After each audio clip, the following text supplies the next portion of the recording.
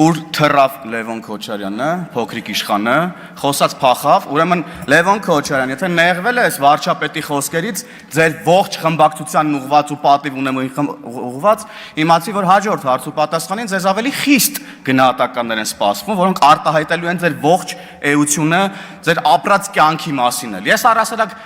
Հեն կարծիքին եմ, որ երեխաներն իրանց ծնողների արարքների համար պատասխանատու չեն, մինչև այն պահը, երբ որ երեխաներն իրենք են հայտ ներկայացնում այդ պատասխանատվությունն իրենց վրա վերցնելու։ Ուրեմն լսի Լևոն Քոչարյան, ուշադիր լսի, ականջները ձգի ու լսի,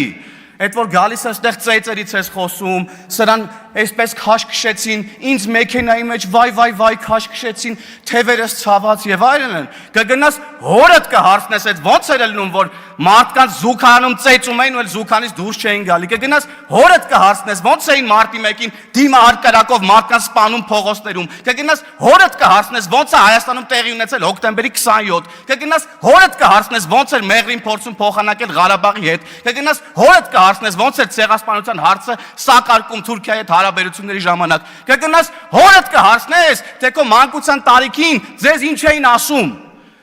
Մեր Հայաստանի Հանրապետության շարքային ազնիվ քաղաքացիները ում թալանում էիք առավոտից իրիկուն։ Մի հատ էլ եկել այստեղ ժպիտով, ասում եմ մեզանից ապօրինի գույքեր են, դու մարդիկ կարդում, չի ավարտվում այդ ձեր ապօրինի գույքը, արա։